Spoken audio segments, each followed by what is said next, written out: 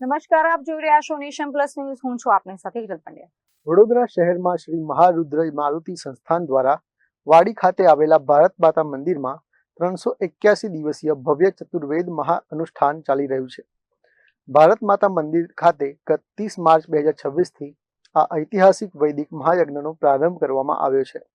અનુષ્ઠાનના પ્રથમ તબક્કાની પૂર્ણાહુતિના દિવ્ય પ્રસંગે અખિલ ભારત સંત સમિતિના ઉપાધ્યક્ષ અને કણજરી રામજી મંદિરના મહંત પૂજ્ય શ્રી રામચરણ દાસજી મહારાજે પધારીને આશીર્વચન પાઠવ્યા હતા.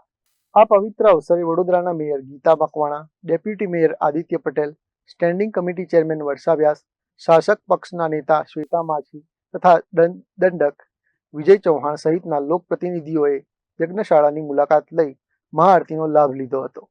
પૂજ્ય સ્વામીજીએ આ તમામ નગરસેવકોને શાલ ઓઢાડી અને શ્રીફળ આપી સંસ્કારી નગરીના સર્વાંગી વિકાસ અને લોક કલ્યાણ માટે મંત્રોચ્ચાર સાથે શુભાશીષ પાઠવ્યા હતા.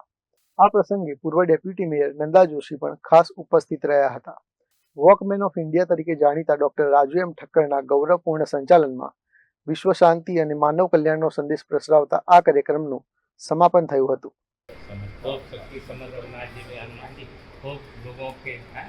विधर्मी लोग भारत को गजवाए हिंद करने की सोच रख रहे हैं. ये विभिन्न प्रकार से भारत का अर्थतंत्र, भारत की संस्कृति, भारत के धर्म ग्रंथ, माताओं बहनें इत्यादि इत्यादि कलाओं जिहाद अनेक जिहादों लोग चला रहे हैं.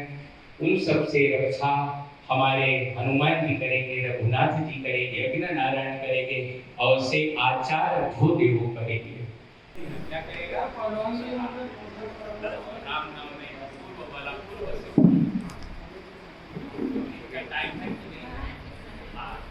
Bureau report, Nation Plus News, Vadodara. સમાચારોના સતત અપડેટ મેળવવા માટે અમારી નેશન પ્લસ ન્યૂઝની યુટ્યુબ ચેનલને સબસ્ક્રાઇબ કરો, બેલ આઇકન દબાવો અને જોડાયેલા રહો ફેસબુક, ઇન્સ્ટાગ્રામ અને ટ્વિટર પર.